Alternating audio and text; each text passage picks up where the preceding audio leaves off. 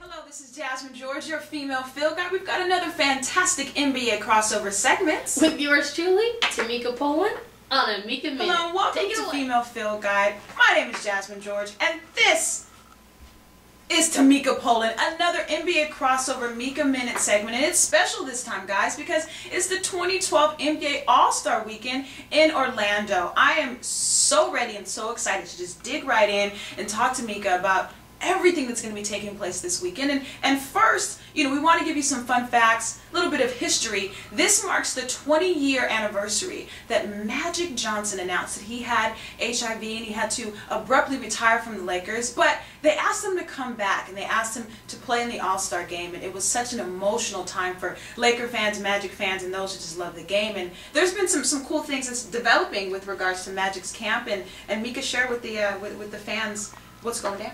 Well, as you stated, this is the 20 years that Magic Johnson had announced his HIV during an All-Star Weekend 1992.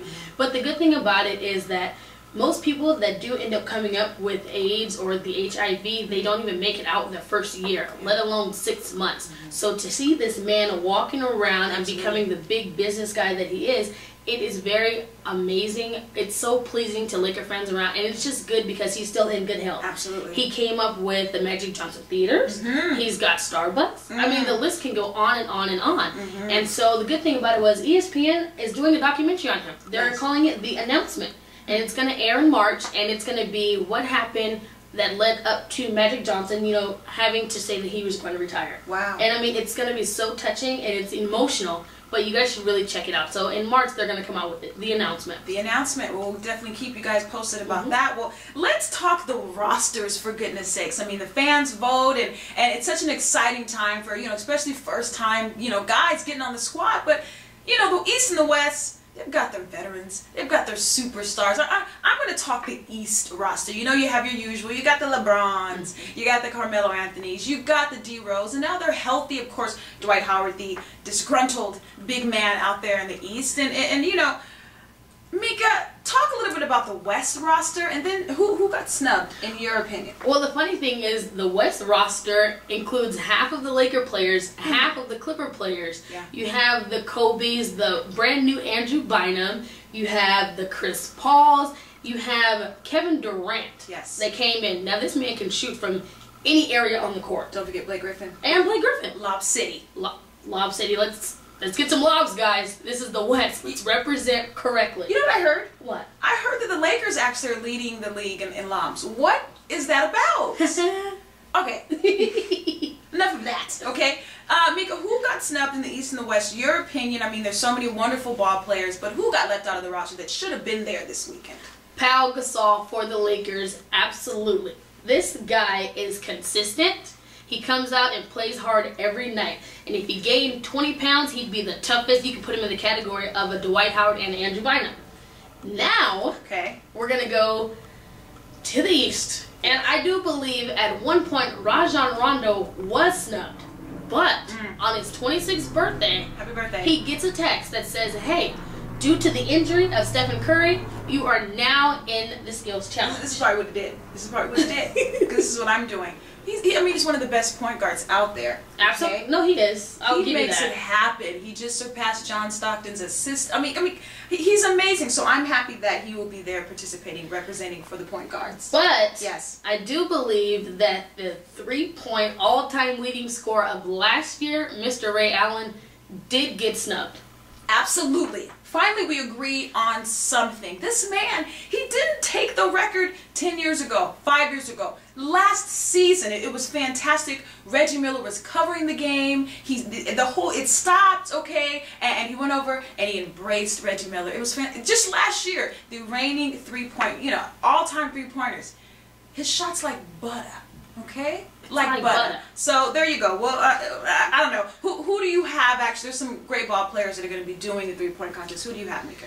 Well, like Tommy had stated earlier, Miami Heat does not defend their title, but Jason Capono did end up repeating and winning for the three-point shootout that year. He just got traded to the Toronto Raptors after. So I want to see if James Jones can do it, Okay. but I have my gut is telling me that I believe KD will actually take it. I think Kevin Durant will take it. Joe Johnson, he's no longer in the mix. He's injured, so Mr. Durant is taking his place. Listen, Kevin Love, the big man, okay?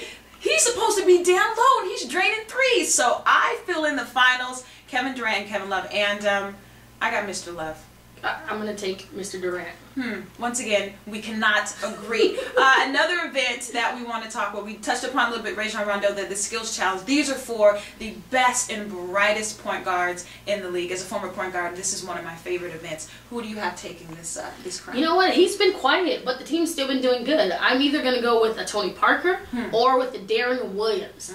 And not because I don't like the other players, but I believe that with their ability and with their veteran mindset, they'll go in, do it the fastest, and they'll beat the youngsters. Absolutely. It's not just about the speed and quickness. Just, Westbrook, he's going to be involved as well. You have to be able to be precise. It's the precision, getting the ball where it needs to be, but also being quick. So that's going to be interesting. Now, of course, the Rising Stars game. It used to be the rookie versus the sophomores, and they changed it up and things like that. The cool thing is they've adopted a little bit from the National Hockey League and their all-star setup.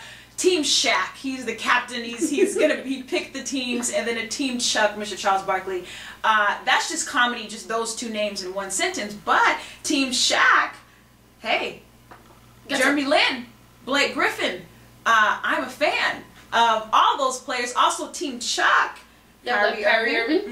You have DeMarcus Cousins, and you have a John Wall. Absolutely. So they both have good players on their team, but it'll come down to who's the quickest, who scores the most points, and who gets the crowd more excited. Well, guess what? I'll tell you who gets me excited, okay? I'm definitely sipping the Lin and juice, okay? Lin juice? Yeah. Jeremy Lin. I've got Team Shaq. Who do you have? I have Team Shaq, but I'm not sipping no Lin juice. Hey. Lob City. There it is. Well, of course, this concludes another fantastic segment, NBA crossover segment. We've got Tameka Poland. Hello, FFG and producer. I really look forward to catching up with everybody and just watching a slam dunk three-point contest skills challenge. And of course, we'll be talking about it the whole weekend, baby. We'll be talking about it in our next show. This is Gyasmine George, your female field guide, signing off.